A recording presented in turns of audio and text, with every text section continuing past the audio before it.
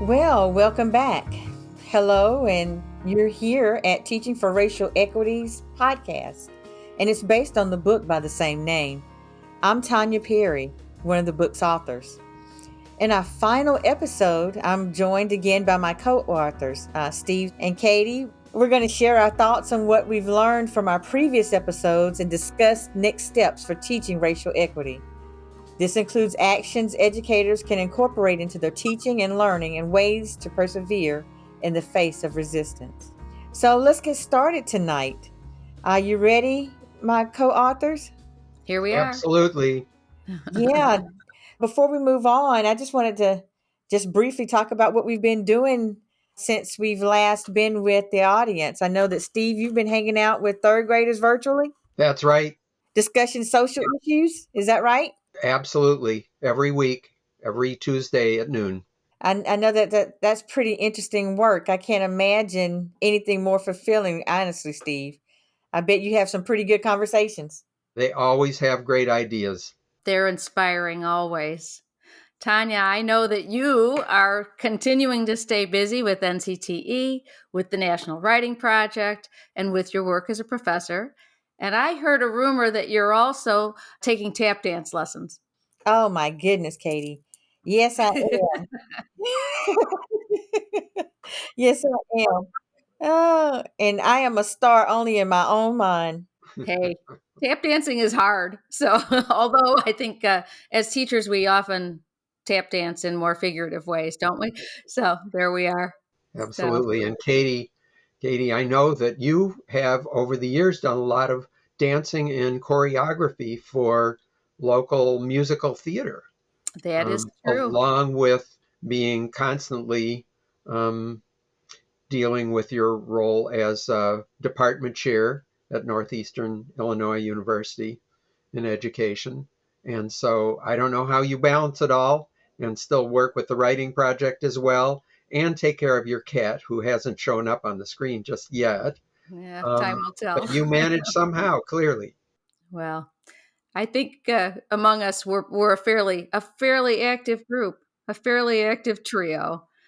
But part of the joy has been to continue to do the work together and to be listening to the kinds of things that that have come out as we've developed these podcasts. Tonya, what's something that really stood out for you from the podcasts that we've done so far? Oh, my goodness. There are lots of wonderful nuggets that are in the podcast. I just say one of the nuggets I think that I've received is the importance of families and doing the equity work. Our communities and our families are very important as we begin to understand more about our own communities and our students and our communities, that our students come from. And so I think it's an important part of our work that we cannot ignore. Although I would say that I don't know about you, but in my teacher education training, a lot of the emphasis was on school and skills, and that's important, very important. But also, you have a better understanding when the home and the community is incorporated because you begin to understand how students come to be, how they've come to understand their own worlds. And I think that's a necessary part, very necessary part of building a relationship with the students. And then we had another a part of a podcast where we talked about equity work and being able to work with our colleagues. And I thought that was important because we have to be vulnerable and be able to share who we are and be able to listen to hear who our colleagues are so that we can better understand where we need to go in this equity journey. So those are things that have stood out for me, Katy. What about you, Katy? I think for me, the overall commitment of all of those who have contributed to the podcasts, our teachers, as they've talked about their students, about their work with their colleagues, their other colleagues, and certainly working with you two, working with my colleagues at the university. No matter where each of us is in the continuum of racial literacy development, right? The commitment to continue to learn, the commitment to engage in this really challenging and meaningful work, no matter where we are. That is just an overarching theme that I will carry with me from all of this. And Steve, how about you? Well, first of all, I'm always struck by the teacher's passion. You can't have a conversation with the teachers we work with without feeling the passion and the energy that comes from them, and that carries them through, especially when things are challenging. And maybe I was surprised at how much, as we work together over the past couple of years, the teachers we're working with really focused a lot on their own learning process. I never heard teachers talking as if they'd already figured it all out and thought that they were, quote, woke, unquote. Instead, they're people who are always learning and learning from their students as well as from their families. And I would add that with the families, what it means is that you get more support from families when they feel like they've been consulted, when they learn what you're doing and understand that you respect them and that they're an important resource, then they're the people that are going to support you, especially if there are challenges or questions about what's happening in your classroom. So part of that for us is thinking about ourselves as interrupters. And there's that word in the title of the book, becoming interrupters. So it's interesting to think about why we've chosen that word rather than a lot of people talk about disruption, both in education and in the technology world and so forth. To me, it really means that the effort is more of a conversation rather than just stopping everything and trying to start all over from the beginning. But I wonder what is in your mind, partners, these days when it comes to thinking about interruption. I've listened to Tonya, I've listened to Yolanda Celia Ruiz, and many others, right? And done a lot of reading and thinking myself. And I think there are times for disruption. There are times when we need to blow things up. But interruption is a little gentler to me and provides space for ongoing growth and healing.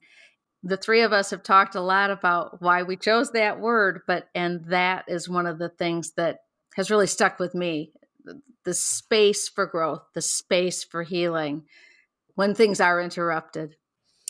Katie, that's a good point. And same with you, Steve. I don't know that it has to be an either or, right? It can be an and. You can have a disruption and you can have interruption. I just think that there are times, as you both alluded to, times for disruption, but there are also times for interruption. And I think an interruption can occur more frequently. So you can interrupt during a class, right? Or a student can say, "Excuse me, can you clarify that? What does it really mean when you say X, right? What do we do when this happens with Y?" Those are interruption statements or stems that students can use in the class, that we can use with our colleagues, that interrupt a thinking process along the way, right? So we don't have to get to the end of a process when maybe there's some things that have occurred and we really feel like there needs to be a disruption. We can also do interruption tactics or processes or practices along the way to kind of shift that thinking as we have these dialogues and conversations. And that's what I'm thinking, at least for me.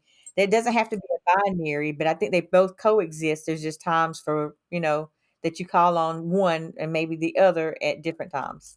I've never told you two this before, but this just suddenly came to me now as we're talking that in the congregation that my wife and I had belonged to, the rabbi was very unusual. And one of the things I really appreciated about him is we'd be in the middle of a holiday service and he'd stop in the middle and interrupt himself and us and say, "Have we really thought about what that prayer just means?" And he'd chat about that or invite people in the congregation to talk about that. And it just struck me as being so thoughtful and caring about what we were happening that he would interrupt the process in order to really stop and reflect on it. And I think it's a healthy thing, right? If we can interrupt along the way, then maybe things won't get to the point that they need to be blown up, right? We can course correct along the way. Yeah, and at the same time, there are things that happen that disruption is maybe the only course, right? But interruption certainly is something that we should think about along the way, thoughtful reflection, someone pointing something out, asking a question that kind of redirects how we're thinking or what we're thinking, or at least have us go through that process, even if it doesn't change someone's mind. But interruption is very important. I am hoping that my whole life I've been able to interrupt my own thinking in ways in which haven't been effective, or I haven't done something in the way I think should be best, and that interruption does that kind of jarring, right? So I'm hoping that the book does that for others as well. And I was also thinking about what is it that actions can teachers take on a daily basis to continuously work toward racial equity in their classrooms, thinking about this concept of interruption. I know it may seem like a lot, but I'm just thinking about the practice of daily writing for a teacher. Not a whole lot, but this is on your own private kind of thinking and reflection about your own classroom community and the practices in the classroom. And then thinking about even keeping a journal is one way as you start thinking. Because sometimes when things are not going well, or some things are going well, we don't always process what is that technique or strategy or that interruption practice we used in the class, or we needed to use in the class, that made it really flow and effective, right? So one way to do that, I think, is I like to actually write down some things sometimes about what worked and sometimes about what didn't work, particularly when it comes to racial equity and making sure that all kids feel included in the class and seen and heard. What is it that made this class so powerful today? Or why was it that it didn't connect today? Is it some way that I made the students feel invisible? What did I do? What did I say? How can I go back and rethink some of the things that happen in class, and then come up with my own interruption practice for my own actions and those of the students? I don't know. I think that that's something that could work, Steve. I don't see why not. I mean, and the thing about journaling is that it causes you to stop and reflect and think about what it is. I mean, we spend the days plunging through the day. There's so much. Never forget Donald Graves, one of the first times I saw him speak, talk about teachers just constantly put it up, take it down, put it up, take it down. Here's the next thing. Here's the next thing. And it's hard to stop yourself, to stop and think. But I think that another piece of the work, the daily work, is teachers a lot of us tend to think about having conversations with students about race or talking about racial issues. And that's certainly something that can be important. But just as important is really the times when teachers try to really learn what their students' perspectives are, what their strengths, what their geniuses are, what their needs are. And that's as much equity as verbally talking about it. And it's something that we can all do no matter what people are saying or making rules about what you can or can't say in the classroom. It's how you understand your students and support them in the ways that they need. And that's easily as important as anything else on a daily basis. But finally, what I would say is that that's what really has knocked me out with the teachers we've worked with, that they talk about that, the kinds of things that they learn from their students and about their students, so that they can be better teachers. Yeah, I was going to say one other thing that really strikes me that teachers can do on a daily basis is find a partner, right? Find your friend. We've certainly I've certainly enjoyed having that opportunity over these past couple of years. Our Wednesday afternoons provide a time that the writing that I've done during the week, the thinking that I've done during the week, I've got my two friends here that I can seek feedback. I can seek an opportunity to keep learning. Teaching is often so isolating. And so if we can reach out to each other and help support each other, because not every environment is all that supportive. That's right. I was talking with Vanessa, one of our teachers, who, if you've listened to the other podcasts, you've heard from her, who was talking about this. Just last night we were on the phone because I wanted to hear more about what's going on in her district that she's trying to promote. And she's really picturing that as important because it's safer. You're not having to bring up issues in the whole faculty meeting or department meeting. Instead, if you have somebody that you can trust, that you can ask them to come into your classroom or visit theirs so you feel like you have a partner. She said that's a major thing that they're really promoting in her district. I love But that. Go ahead, yeah, Steve. Go ahead. I was going to say that I'm interested to hear what y'all think about teachers doing this work in settings where maybe there isn't as much support going on.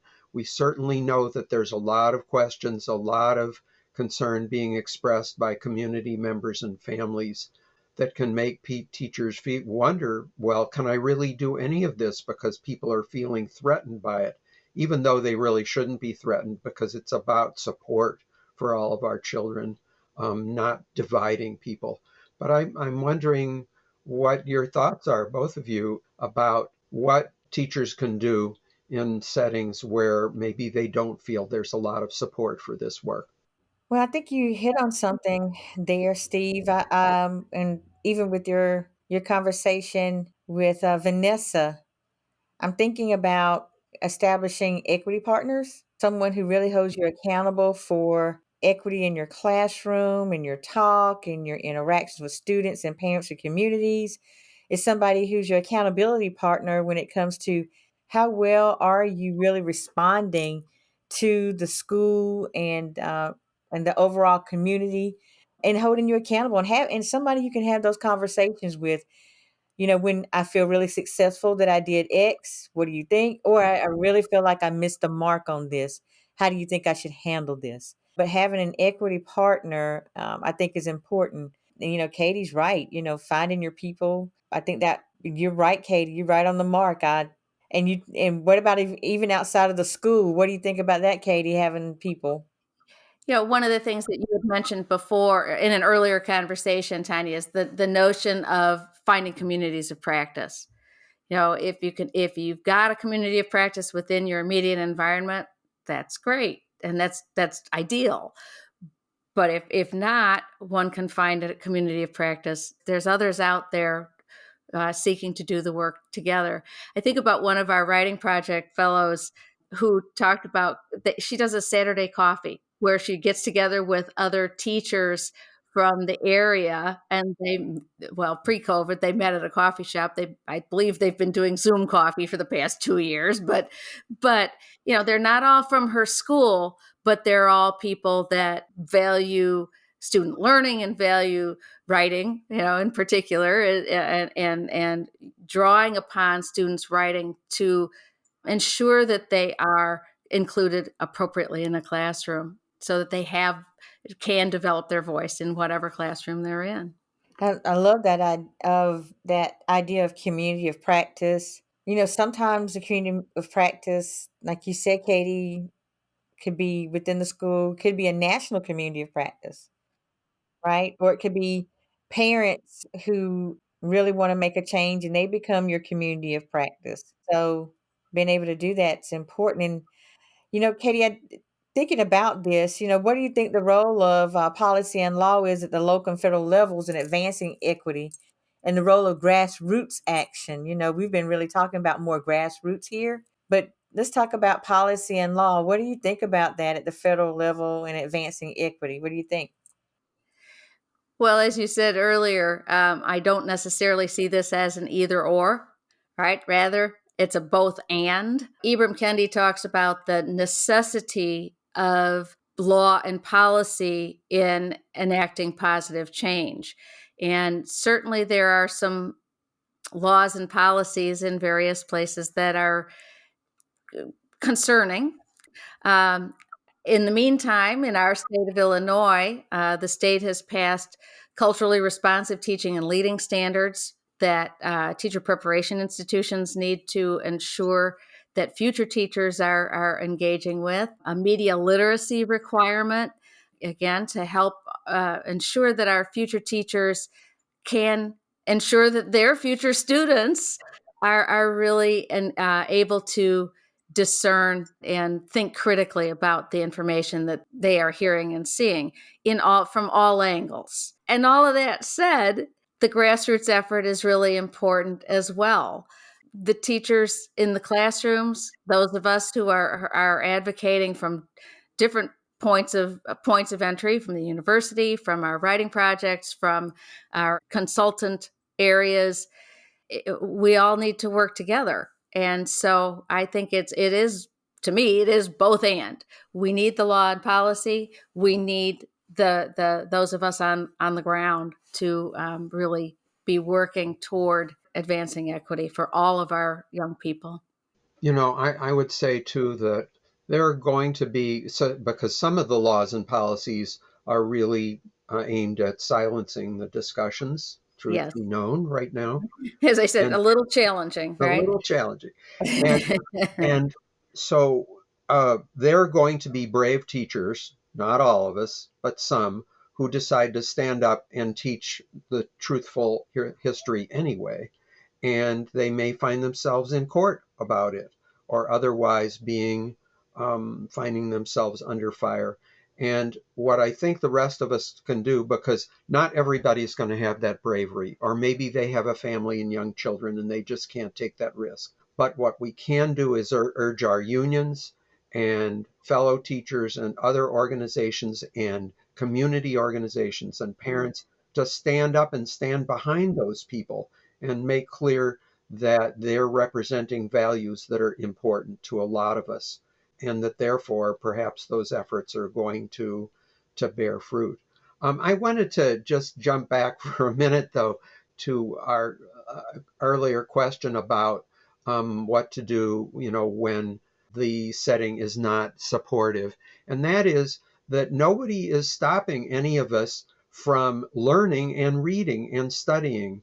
Right now, I mean, our book is not the only one. There's been a wonderful flourishing of literature about race, about racism, about anti racism, about how to do that in the classroom, about thinking about that more broadly and historically, learning the history. I mean, there's so much history of people of color that isn't taught in school, but they're wonderful books that really bring a lot of this to life. And we can read that. Nobody's stopping us from buying the books and reading them, although if we don't have the time, but there is summer.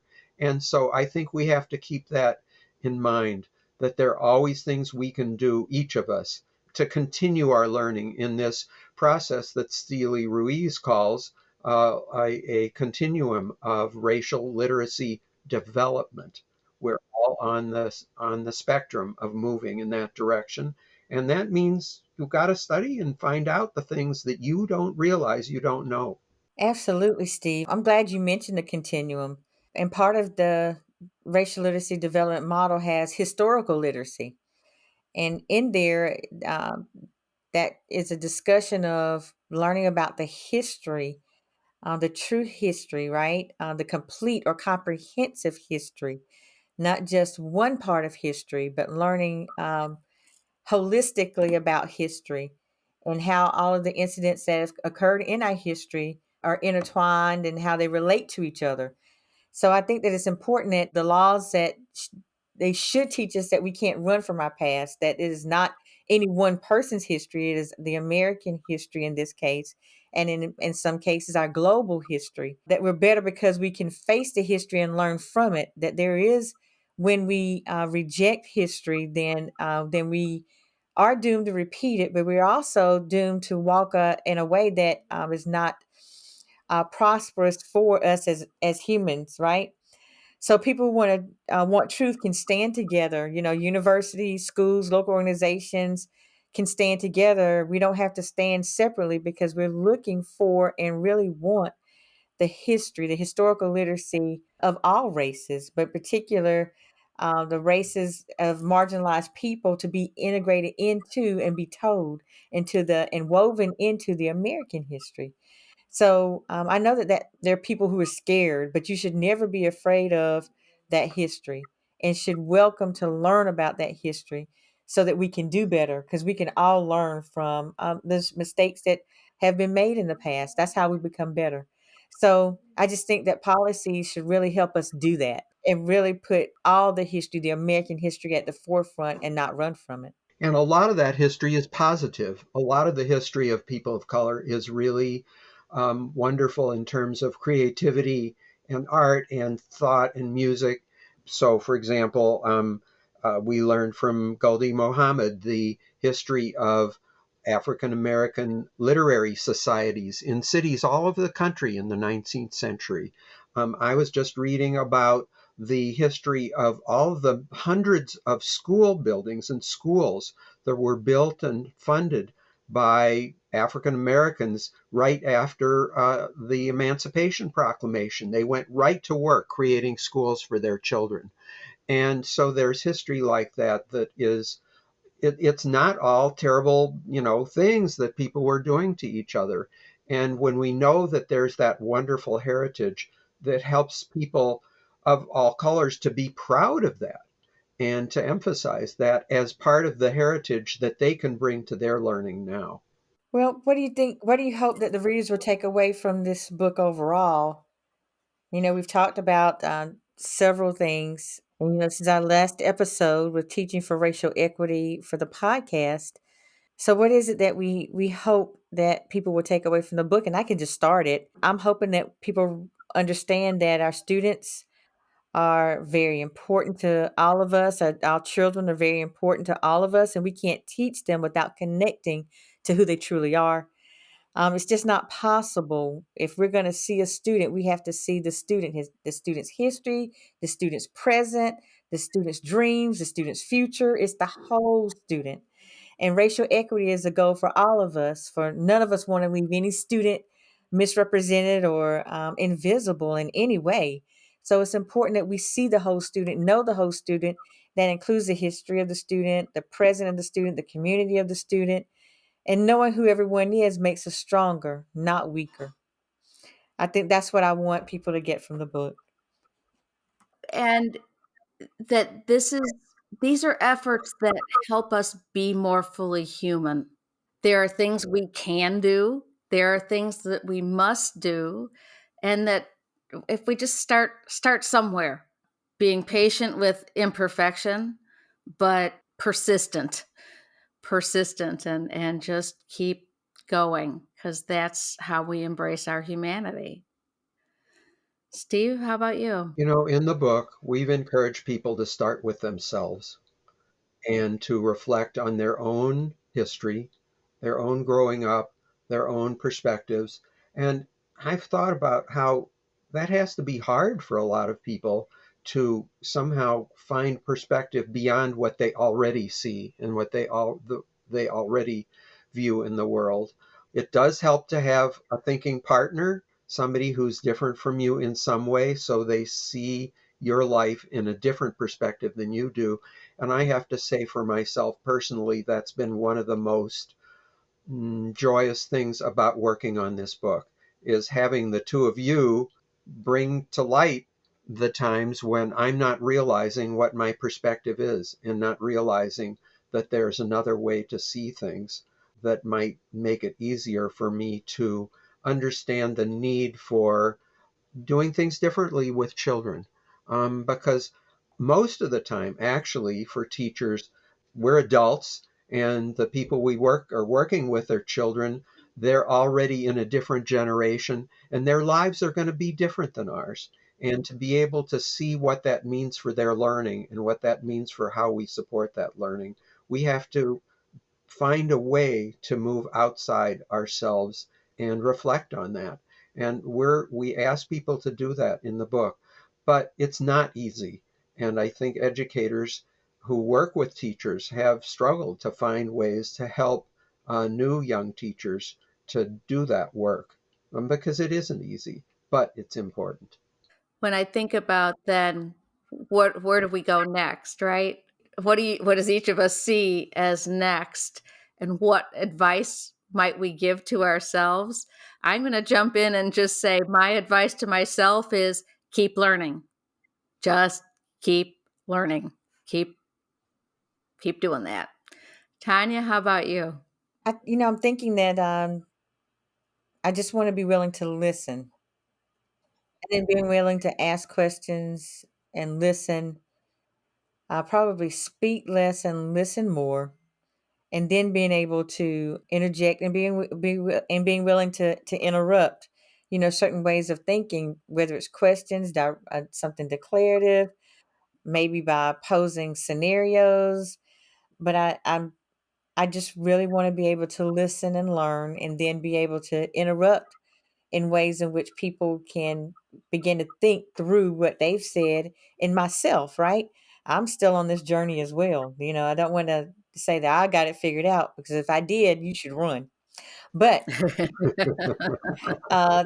this idea of being willing to listen, because I think by listening, you can also learn more and be able to respond in a way that takes us further along this journey in a positive way. What do you think, Steve? Well, what I think for myself is that for all of us, it can be challenging to think about what to do next, because the history and problems of race are huge and complex in this country. And you can feel helpless, or you can wonder, well, what can I, as one person or even in a small group, do? But I think that each of us can look around at our own context and identify something where we can make a difference, make an interruption, make a contribution. And sometimes also to keep quiet. In the Illinois Writing Project, we have an equity committee. It's going to be meeting next Monday and focusing on what do they want to really tackle next. And I think I'm going to try to keep myself quiet for a while and just listen, and to see where other people's heads are before I jump in, because I always have strong opinions myself. So that's my challenge, and I hope I'm up for it.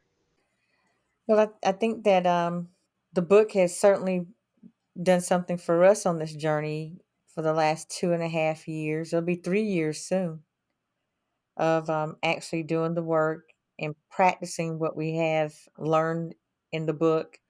It has been wonderful working with the two of you. This is certainly not the end, and we're just moving on to something different. What do you say? Sounds good to me. We are ready for the next step, I hope, and I hope our listeners are too. Absolutely. Well, thanks for listening to the Teaching for Racial Equity podcast. We hope you've enjoyed this series. We've enjoyed doing this series for you. The writers for the book, the teacher writers in the book, we've immensely enjoyed doing this and taking a look at ourselves. We've covered a lot of ground in these episodes, and as you reflect on what you've learned and what you're reading in our book, we challenge each of you to ask the hard questions, engage in those hard conversations, and embrace the hard work that can lead to greater equity. May the words of the late civil rights leader, Congressman John Lewis, provide all of us with the courage and perseverance to keep going, to interrupt inequities when we see them, and to get into some good trouble. Thanks for listening. Good night. Hey, say good night, everybody. Good night. Good night, everybody.